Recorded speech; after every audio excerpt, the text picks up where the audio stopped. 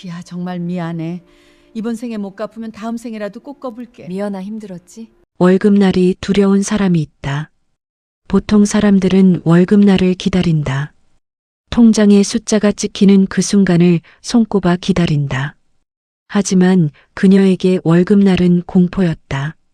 통장에 돈이 들어오는 것과 동시에 빠져나가는 소리가 먼저 들렸으니까.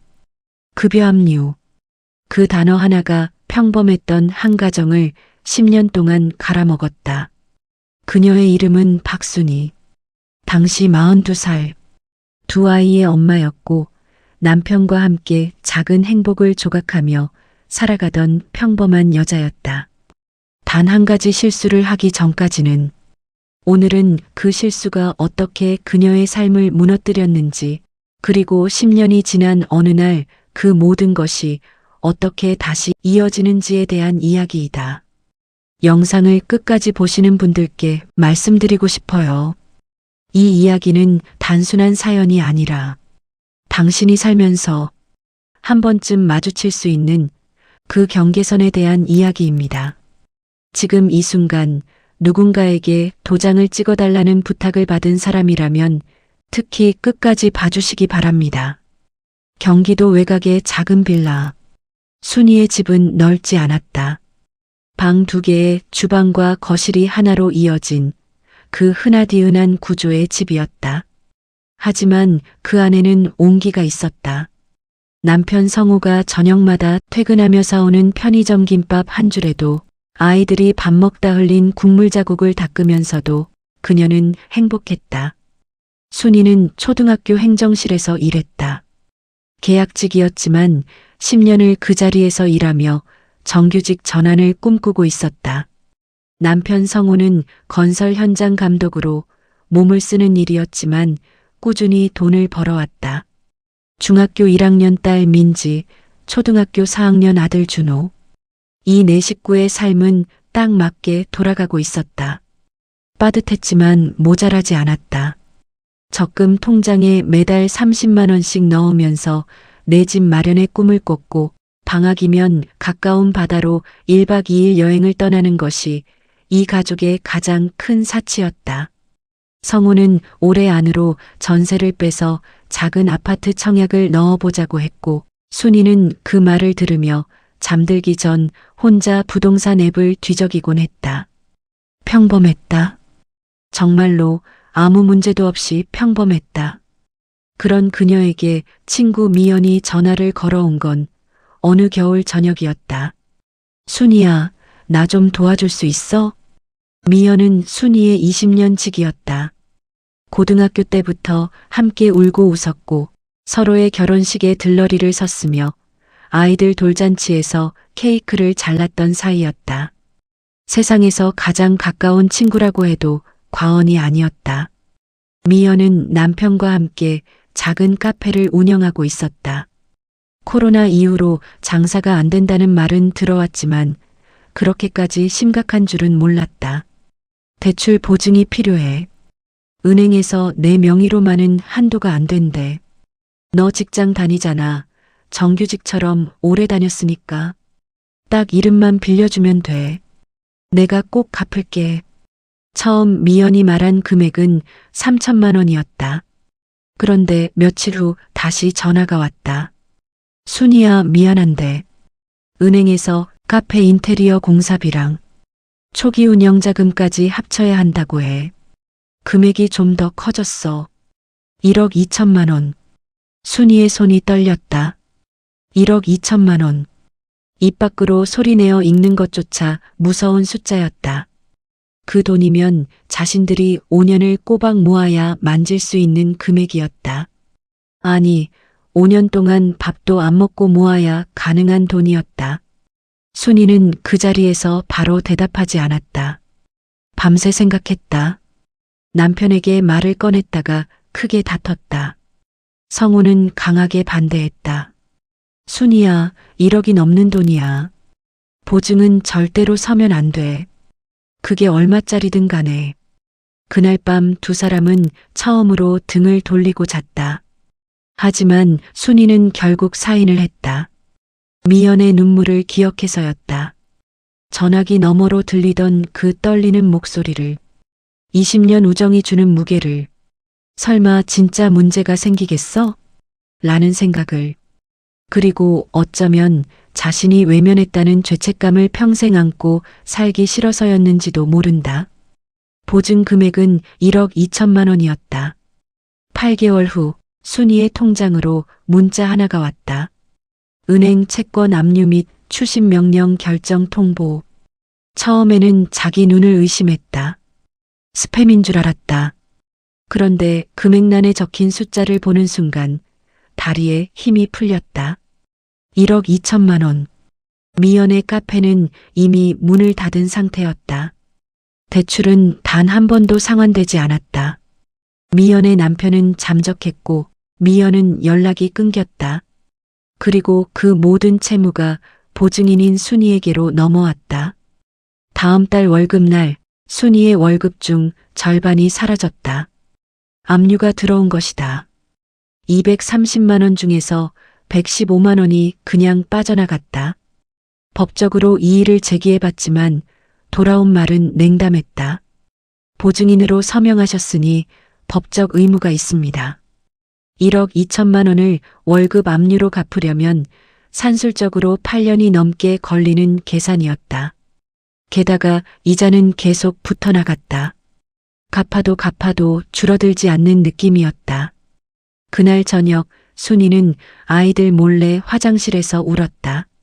수도꼭지를 틀어놓고 소리가 새어나가지 않도록 수건을 입에 물고 울었다.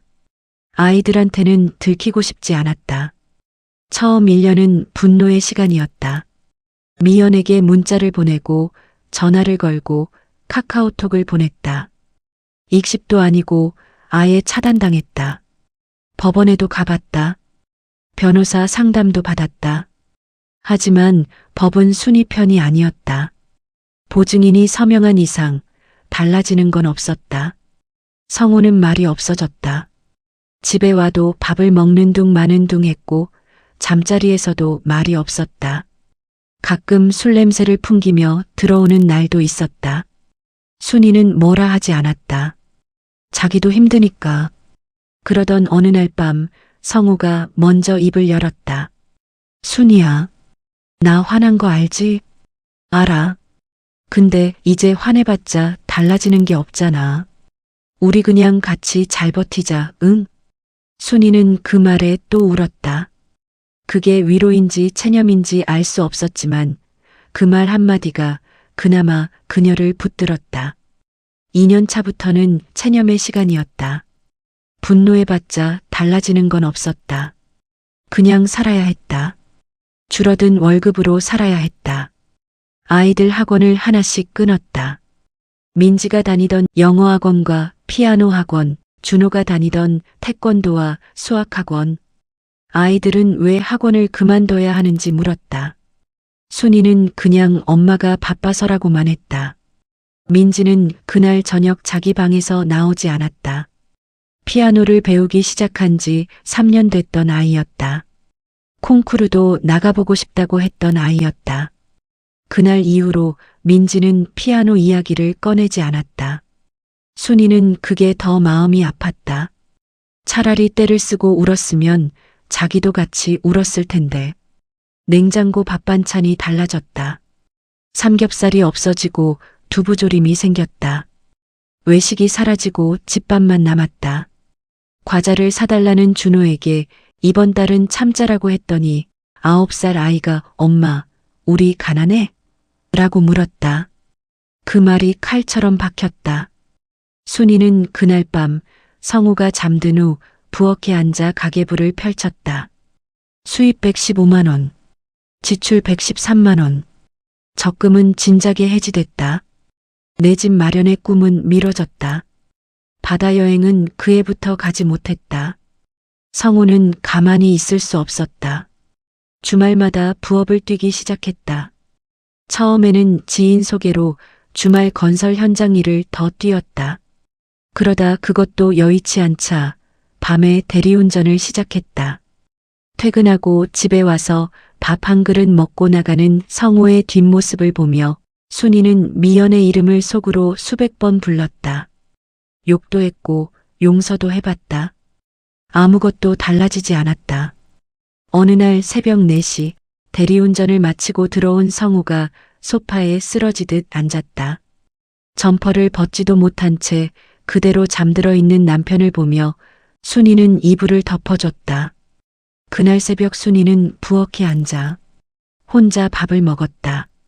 남은 두부조림 한 조각과 식은 밥.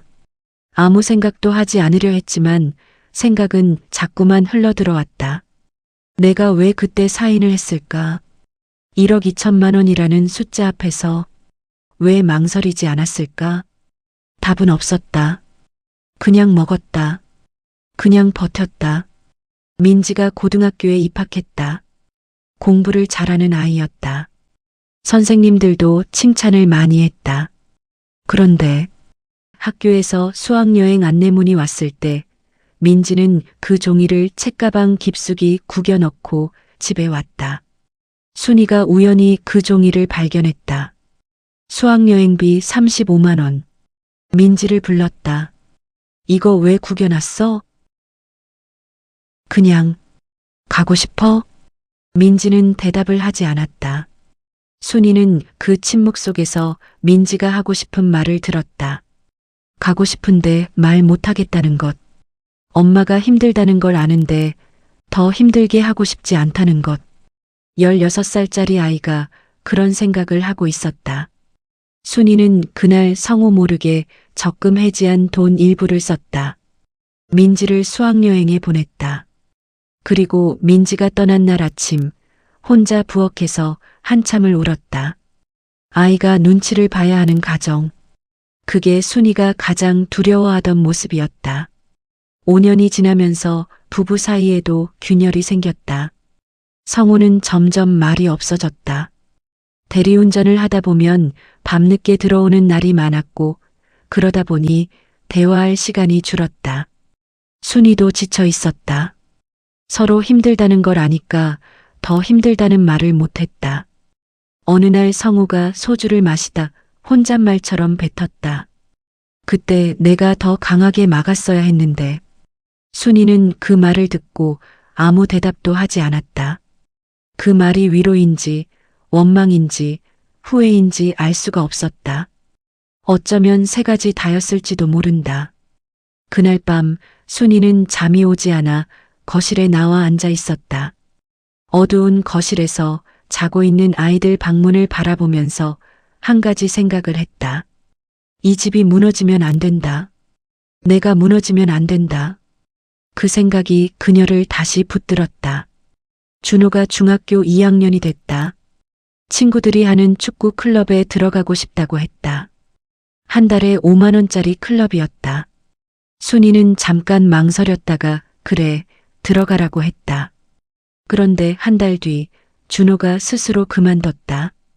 이유를 물었더니 아이가 고개를 숙이며 말했다. 아빠 새벽에 나가는 거 봤어. 나 때문에 더 힘들어지는 거 싫어. 13살짜리 아이의 그 말에 순이는 그 자리에서 눈물을 참느라 입술을 깨물었다. 준호야, 너 때문이 아니야. 엄마, 나 다 알아. 아이는 이미 다 알고 있었다. 어른들이 숨기려 했던 것들을, 가계부의 숫자를, 아빠의 새벽 출근을, 엄마의 화장실 울음을 다 보고 있었다. 그날 순이는 성우에게 말했다. 여보, 우리가 아이들한테 너무 많은 걸 보여줬나 봐. 성우는 한동안 말이 없다가 조용히 말했다. 그래도 우리가 포기 안 하는 거 보여줬잖아. 그 말이 그의 겨울을 버티게 해줬다. 8년이 흘렀다. 압류가 풀렸다. 원금과 이자를 합쳐 1억 2천만 원 중 순이와 성우가 갚은 돈이 누적되어 9,500만 원 정도가 변제됐고 나머지 2,500만 원은 미연의 다른 재산에 대한 경매가 진행되며 일부 변제가 이루어진 것이었다. 압류 해제 문자가 왔을 때 순이는 회사 화장실에 들어가서 한참 동안 그 문자를 들여다봤다. 눈물이 날 것 같았는데 이상하게도 눈물이 나지 않았다. 그냥 멍하게 서 있었다. 퇴근길에 성호에게 전화를 했다. 여보, 압류 풀렸어. 전화기 너머로 성호도 한동안 말이 없었다. 그러다 낮고 짧게 말했다. 수고했어, 순이야. 그 한마디에 8년이 녹아내리는 것 같았다. 그해 가을, 민지는 고등학교 2학년이 됐고 준호는 중학교 1학년이 됐다. 순이는 드디어 정규직으로 전환됐다. 월급이 조금 올랐다. 오랜만에 온 가족이 함께 바다를 보러 갔다. 강원도 바닷가에서 순이는 파도를 보며 조용히 울었다. 성우가 어깨를 감쌌다. 아무 말도 하지 않았다. 아이들은 그런 부모 옆에서 모래를 밟으며 파도를 피해 뛰었다. 그 뒷모습을 보며 순이는 처음으로 살았다라고 생각했다. 그로부터 2년이 더 지났다. 순이의 나이 52살. 민지는 대학교 2학년, 준호는 고등학교 2학년이 됐을 무렵이었다. 그날은 평범한 화요일 오후였다. 순이가 학교 행정실에서 서류를 정리하던 중 핸드폰이 울렸다. 모르는 번호였다. 여보세요? 순이야. 그 목소리를 순이는 10년 만에 들었다. 잊으려 했지만 잊히지 않았던 목소리. 가장 보고 싶었고 가장 원망했고 꿈에서도 들었던 그 목소리. 미현이었다. 만나자고 했을 때 순이는 한참 동안 말을 잇지 못했다. 미연을 만나야 할 이유가 없었다. 이미 지나간 시간이었다. 만나서 무슨 말을 해도 그 8년이 돌아오지는 않으니까. 그런데도 그녀는 나갔다. 왜인지 모르겠지만 나가야 할 것 같았다. 약속 장소는 순이네 동네 근처의 작은 카페였다. 미연은 많이 달라져 있었다. 머리가 하얗게 샜고 얼굴에 주름이 깊었다. 예전에 그렇게 활기차고 웃음이 많았던 사람이 지금은 어딘가 꺼져 있는 것 같았다. 두 손을 무릎 위에 모은 채 고개를 들지 못하고 있었다.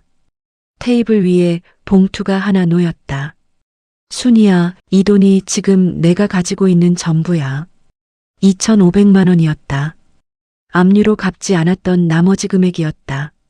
미연은 고개를 들지 못하고 말했다. 남편이랑은 8년 전에 헤어졌어. 나도 신용불량자 됐었고 파산도 했었어. 몇 년 동안 일용직하면서 살았어. 그러다가 친정 오빠 가게에서 일을 시작했고 그렇게 조금씩 살게 됐어. 나는 매달 달력을 봤어. 내가 월급날마다 압류당할 때 나는 내가 얼마나 큰 짓을 했는지 알면서도 연락을 못했어. 내가 너무 무서워서. 근데 더 무서운 건 내가 도망갔다는 거잖아. 미연의 눈에서 눈물이 흘렀다. 미안해. 이 말 한마디 하려고 10년이 걸렸어. 순이는 테이블을 내려다봤다. 봉투를 내려다봤다. 그리고 미연의 손을 내려다봤다. 그 손이 많이 거칠어져 있었다. 일을 많이 한 손이었다. 순이는 한동안 아무 말도 하지 않았다. 10년 동안 미연에게 하고 싶었던 말들이 목구멍까지 차올랐다. 왜 도망갔어? 왜 연락을 끊었어? 내가 얼마나 힘들었는지 알아? 민지가 피아노 학원 그만둔 날을 알아? 준호가 축구클럽을 스스로 그만둔 날을 알아? 성우가 새벽 4시에 대리운전하고 들어오던 날을 알아? 그 밥 한 끼가 얼마나 무거웠는지, 그 화장실 울음이 얼마나 많았는지. 하지만 순이는 그 말들을 꺼내지 않았다. 대신 봉투를 바라보다 조용히 입을 열었다. 미연아, 이 돈 나한테 주는 거니? 미연이 고개를 들었다. 근데 있잖아. 내가 이 돈 모으느라 얼마나 힘들었는지도 조금은 알 것 같아. 순이는 잠깐 창밖을 바라봤다. 원망 안 한다고 하면 거짓말이야. 지금도 가끔 생각하면 속이 쓰려. 근데 있잖아. 그게 다야. 더 이상 미워하고 싶지 않아. 나는 이제 좀 살만하니까. 그때 미연이 다시 고개를 숙이며 말했다. 순이야, 그래도 나머지가 아직 있잖아. 이자에 이자가 붙어서 계산해보면 더 되겠지. 근데 지금의 내 능력으로는 정말 이게 전부야. 이번 생에 다 못 갚으면 다음 생에라도 갚을게. 진짜로. 내가 다음 생에 태어나면 꼭 너를 찾아서 갚을게. 순이는 그 말을 듣는 순간 이상하게도 웃음이 나왔다. 웃기지도 않고 그렇다고 슬프지도 않은 뭔가 알 수 없는 눈물과 웃음이 동시에 올라왔다. 미연아, 그 말 진짜 웃긴다. 순이야, 다음 생에 다시 태어나면 나는 보증은 절대 안 서. 알아? 1억이든 10억이든 친구한테는 절대. 미연이 처음으로 눈물 사이로 웃었다. 두 사람은 그날 2시간 넘게 앉아 있었다. 지난 10년의 이야기를, 서로의 아이들 이야기를, 하얗게 센 머리카락을 보며 나이 들었다고 웃으면서 이야기했다. 완전한 화해는 아니었다. 완전히 이해한 것도 아니었다. 그냥 그 자리에서 오래 앉아 있었다. 두 사람 다 그게 필요했던 것 같았다. 집으로 돌아오는 길, 순이는 마트에 들렀다. 늘 망설이다 내려놓곤 했던 삼겹살 한 팩을 집어들었다. 그리고 민지가 좋아하는 치즈, 준호가 좋아하는 감자칩도, 성우가 좋아하는 소주와 막걸리도 하나 집었다. 8년 동안 참았으니까 오늘 하루쯤은 괜찮을 것 같았다. 저녁상을 차리면서 순이는 아무 말도 하지 않았다. 그냥 고기를 굽고 쌈을 싸고 아이들이 엄마, 오늘 무슨 날이야? 하고 물을 때 그냥 웃었다. 그냥, 오늘 그냥 고기 먹고 싶었어. 성우가 옆에서 막걸리 잔을 들고 순이 눈을 봤다. 말하지 않아도 아는 눈빛이었다. 순이는 고개를 끄덕였다. 괜찮다고. 내 식구가 오랜만에 둘러앉아 고기를 구워 먹었다. 민지가 고기를 잘라 아빠 입에 넣어줬고 준호는 감자칩을 뜯으며 학교 얘기를 했다. 시끄럽고 별것도 없는 저녁 식사였다. 근데 그 시끄러움이, 그 아무것도 아닌 저녁이 순이에게는 세상 전부처럼 느껴졌다. 그날 이후로 순이는 조금씩 달라졌다. 아이들에게 조금 더 살갑게 굴었다. 민지가 학교에서 돌아오면 오늘 어땠어? 한마디를 더 물었다. 준호가 밥 먹다 국물을 흘려도 잔소리 대신 걸레를 들었다. 성우가 피곤하다고 소파에 누울 때 예전 같으면 좀 치우라고 했을 텐데 이젠 그냥 다리나 주물러줬다. 어느 날 민지가 말했다. 엄마, 요즘 좀 달라진 것 같아. 어떻게 달라졌어? 몰라, 그냥 표정이 좀 더 여유로운 것 같아. 순이는 그 말에 웃었다. 아이가 그걸 알아채다니. 8년 동안 얼마나 예민하게 살았으면 이런 작은 변화도 바로 읽어내는 걸까? 엄마가 좀 내려놓은 게 있어. 뭘 내려놓았는데? 그냥 오래된 짐. 민지는 무슨 말인지 다 알면서 더 묻지 않았다. 그냥 옆에 와서 앉았다. 어깨를 살짝 기댔다. 그게 전부였다. 근데 그게 충분했다. 순이는 가끔 생각한다. 만약 그 보증을 서지 않았다면 지금 자신이 얼마나 달랐을까. 더 여유롭게 살았겠지. 아이들 학원도 보냈겠지. 성우가 새벽 대리운전을 뛰지 않아도 됐겠지. 민지가 피아노를 계속 쳤겠지. 준호가 눈치를 보지 않아도 됐겠지.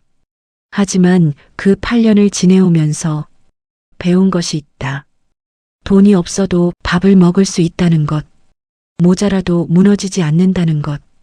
가족이라는 것이 같이 구석에 앉아 두부조림을 먹을 수 있는 사이라는 것. 포기 안 하는 모습을 보여줬다던 성우의 말이 맞았는지도 모른다. 완벽하지 않아도 무너지지 않는 부모의 모습이 그게 아이들에게 남은 것일지도 모른다. 그리고 사람을 미워하는 일이 얼마나 많은 에너지를 잡아먹는지. 내려놓는다는 것이 용서가 아니라 그냥 내 삶을 살겠다는 선언이라는 것을 미연은 여전히 가끔 연락한다. 명절에 문자 한 통, 생일날 짧은 메시지. 순이는 답장을 한다. 잘 지내? 나도 잘 지내. 그걸로 충분한 것 같다. 다음 생에 갚겠다던 그 말이 가끔 생각날 때 순이는 웃는다. 다음 생엔 뭐가 될지 모르겠지만 이번 생에서는 조금 더 잘해주고 싶은 사람들이 곁에 있다. 민지도, 준호도, 성호도 8년을 같이 버텨준 그 사람들이 그걸로 된 것 같다. 매달 월급날 순이의 통장에 숫자가 찍힌다. 이제는 빠져나가지 않는다. 고스란히 순이의 것으로 남는다. 그 숫자를 볼 때마다 순이는 조용히 생각한다. 열심히 살았다. 우리 가족, 이 이야기가 마음에 닿으셨다면 구독과 좋아요 버튼을 눌러주세요. 여러분의 작은 응원이 이런 이야기를 계속 만들어갈 수 있는 힘이 됩니다. 혹시 주변에 비슷한 상황을 겪고 계신 분이 있다면 이 영상을 공유해 주세요. 때로는 내 이야기가 아닌 것 같아도 누군가의 이야기가 내 위로가 되기도 하니까요. 벨 아이콘도 눌러두시면 다음에 올라오는 이야기도 놓치지 않으실 수 있어요. 다음 영상에서도 진짜 삶의 이야기로 찾아뵙겠습니다.